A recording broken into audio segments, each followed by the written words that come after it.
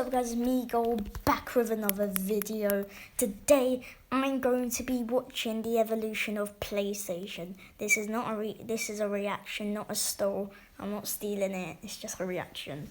And yeah, and please subscribe to my YouTube channel, like this video. I need like 1 like on this video today or 2. So yep, let's hop right into it.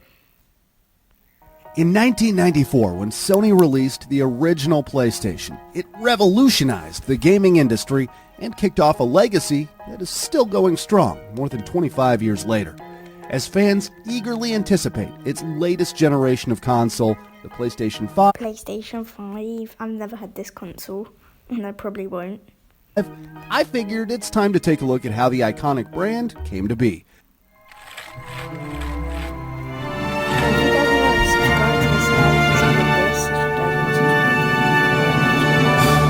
This is the evolution of PlayStation. Originally, Sony intended to team up with the powerhouse and market leader at the time, Nintendo. Rather than introducing their own console, Sony planned to create a CD-based add-on for the hugely popular SNES. But since Nintendo wanted full licensing rights, Sony backed out. Fun fact, a prototype of the console that was created by the partnership of Nintendo and Sony, also known as the Nintendo PlayStation, was sold for $360,000. That's a lot of money. Just imagine if Nintendo and Sony still worked together, and there would be the Nintendo PlayStation Switch. We could play God of War. Ugly, I'm sorry to say, but what is that? What is that? Or Mario and Zelda games, all on the same console. Jeez, Kratos, calm down.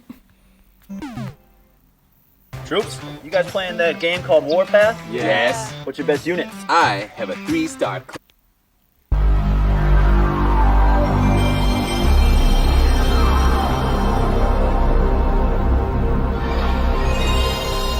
That old music though, that sounds sick. The original PlayStation from 1994, or PS1 as it came to be known, was a massive hit. It became the first game console in history to sell more than 100 million units. Its main advantage over the competition was that it used CDs for all its games. Only use CDs for its only games. That's bad. I don't. That's real bad. Oh, they do it. Oh. Opposed to the heavy use of cartridges at the time, whereas a cartridge could store maybe 12 to 15 megabytes of data, developers That's using not that much. 12 to 15 megabytes. CDs could store up to 650 megabytes. A memory card was required to save your game progress. The console's specifications meant better graphics and an overall improved gameplay experience. Those graphics aren't nice, I'm not gonna lie. And yes, these were actually good graphics at the time. As a result, successful franchises like Final Fantasy actually switched from Nintendo to PlayStation. Classic games like Castlevania, Crash Bandicoot. I've played this game before. Metal Gear Solid also attracted a wide audience and showcased the superior performance of the console. The PS1 was pretty impressive as a standalone audio CD player too. It played discs with great clarity, and as such it served multiple uses, appealing to families and older generations. This tradition of Why would they do that? It's supposed to feel games, not that. Purpose would be seen in later versions of the PlayStation, with the PS2 catering to DVDs and the PS3 serving as one of the cheapest Blu-ray players upon its release. Fun fact, did you know that the PlayStation controller was made much thicker than the flat controllers used by other consoles in order to feel more 3D? I never knew that. So it was 3D controller, not a flat controller. And that the symbols actually have a deeper meaning. The triangle refers to a viewpoint and the direction a player is headed.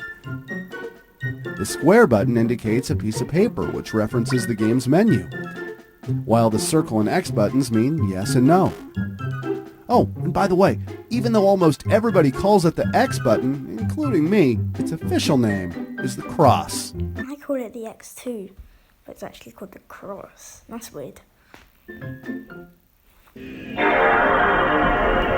This must be PlayStation 2?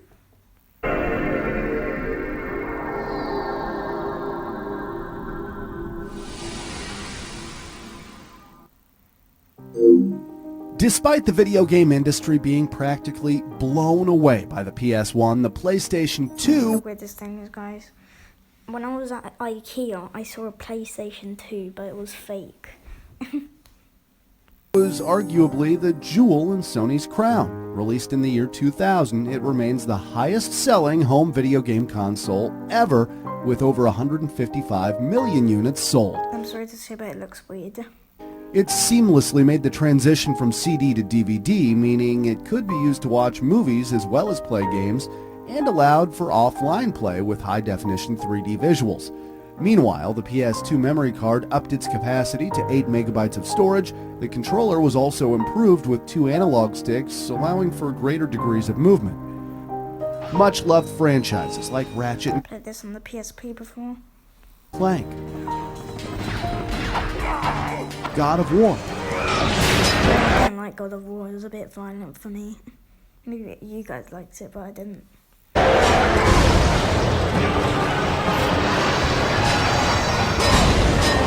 Who is this stone guy? Jack and Daxter found their feet with the PS2. Don't let him get away!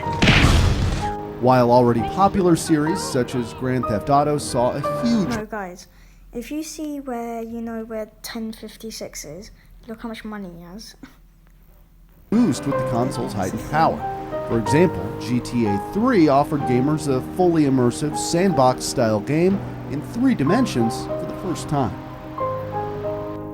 Multiple accessories were released for the PS2 with limited success. They included the iToy camera, SingStar microphones and buzzers, all of which increased the levels of interaction players experienced, for a short while anyway.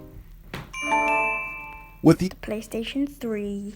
introduction of the PlayStation 3 in 2006 came Sony's first real signs of trouble. Having made yet another transition, this time from DVD to Blu-ray, it became difficult for Sony to turn a profit thanks to its use of cutting-edge technology. They were I thought I like the PS3. I've played it before. It's pretty cool, but why did it go down? already competing with the Nintendo Wii and Microsoft's Xbox 360 at this Yeah, Xbox 360. point, but lost out on many initial sales, mainly due to the PS3's high price point at launch, which was a whopping $499 for a 20-gigabyte mod Why would you pay £500 for a 20 gigabyte console? and $599 for And a why a £600 console for 60 gigabyte 60 gigabytes? That's a rip-off. console. Regardless, 87.4 million PS3s were sold, That's a lot. and it eventually ended up outselling the Xbox 360. How? By 2 million? Come on, Xbox. What are you doing?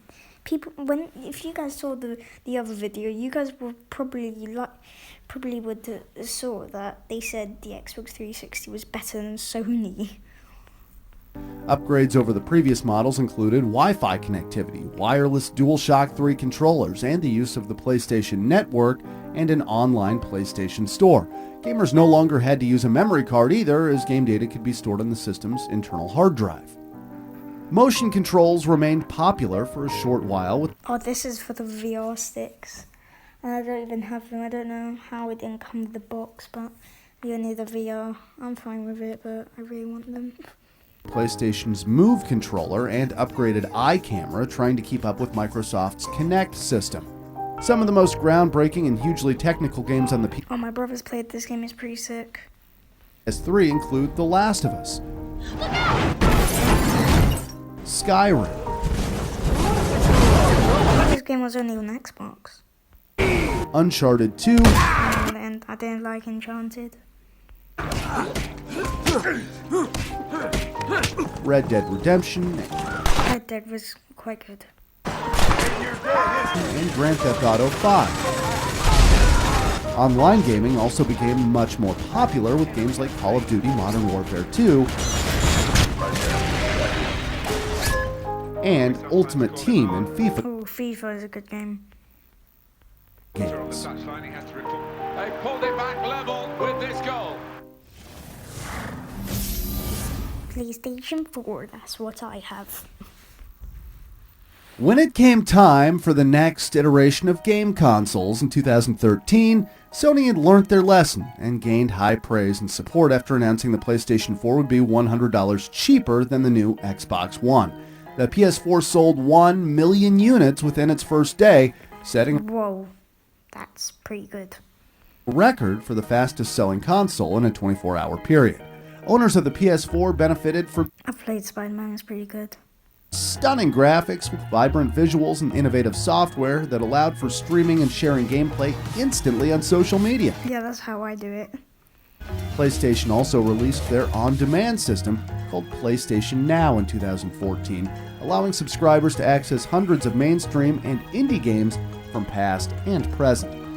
In addition to epic action-adventure games like Bloodborne, I've never seen this game in my life. The Witcher 3, finally, Red Dead Redemption 2, Uncharted 4, I didn't like this game. and Horizon Zero Dawn. The rise of the PlayStation VR in 2016 Got this.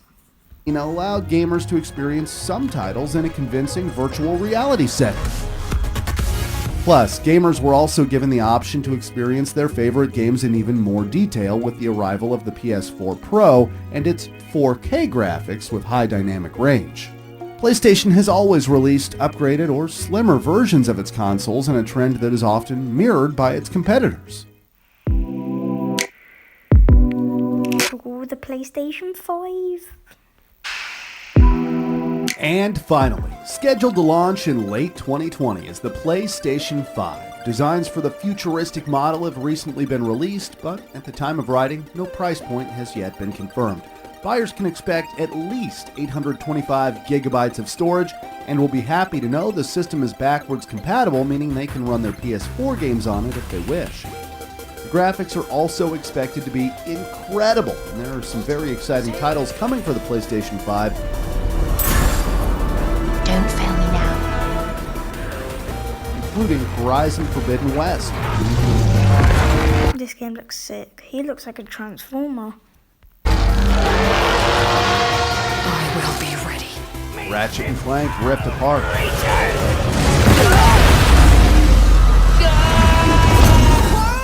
Kena, Bridge of Spirits, Assassin's Creed Valhalla, and of course, Cyberpunk 2077. Your moment to shine, kiddo. Good I don't like Cyberpunk. Unlike failed video game companies of the past like Atari, it appears as though PlayStation will continue to dominate the scene for some time to come. And that's fine by me. If you enjoyed this episode, please leave a like. Okay, guys, I'll probably see you guys in the next video. Yeah, I don't really have nothing to say, so I'll see you guys in the next video. Goodbye.